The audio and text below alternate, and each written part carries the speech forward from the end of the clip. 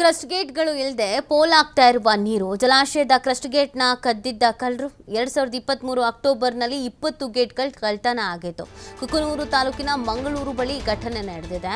ಬಂಧನ ಮಾಡಿ ಕಳ್ಳರಿಂದ ಕ್ರಸ್ಟ್ ಗೇಟ್ಗಳನ್ನು ವಶಪಡಿಸಿಕೊಂಡಿದ್ರು.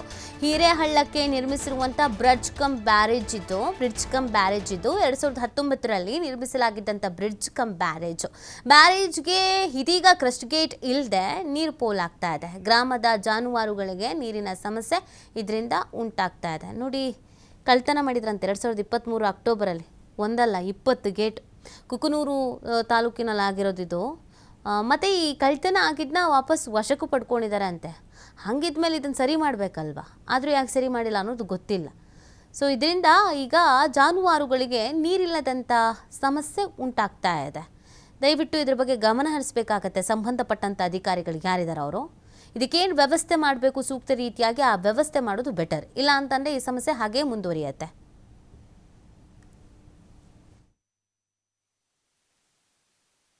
₹3 ಕೋಟಿ ವೆಚ್ಚದಲ್ಲಿ ಕ್ರಸ್ಟ್ ಗೇಟನ್ನು ಅಂದಿನ ಸರ್ಕಾರದ ಶಾಸಕರು ಅದನ್ನು ಅಳವಡಿಸಿದರು. ಅವತ್ತಿನ ಕಾಲದಿಂದ ನಮ್ಗೆ ಅಂತರ್ಜಲ ಹೆಚ್ಚಾಗ್ತಾ ಬಂದಿತ್ತು. ಸುಮಾರು 500ರಿಂದ 600 ಮೋಟ್ರು ಬೋರ್ವೆಲ್ಗಳು ಇಲ್ಲಿ ರೀಚಾರ್ಜ್ ಆಗಿದ್ದಂತ ನಾವು ಎಲ್ಲ ರೈತರ ಬಾಯಿಲಿಂದ ನಾನು ಕೇಳ್ಪಟ್ಟಿದ್ದೇನೆ.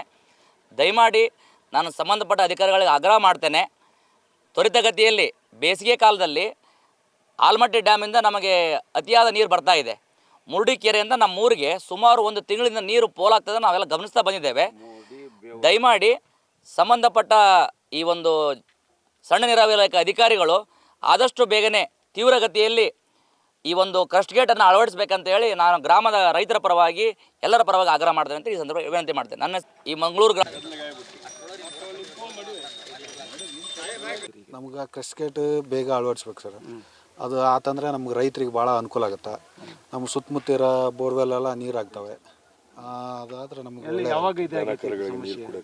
ಇದು 17-18 ಕಳುವಾಗೈತ್ರಿ. ಅವಲ್ಲಿದ್ದ ನಮ್ಗೆ ಸಮಸ್ಯೆ ಆಗೈತಿ. ಇಲಾಖೆಗೆ ಸಾಕಷ್ಟು ಬರೀ ಹೇಳ್ಯಾರಿ, ಅಲ್ಲಿ ಅರ್ಜಿ ಕೊಟ್ರ ಎಲ್ಲ ಇದು ಮಾಡ್ರ.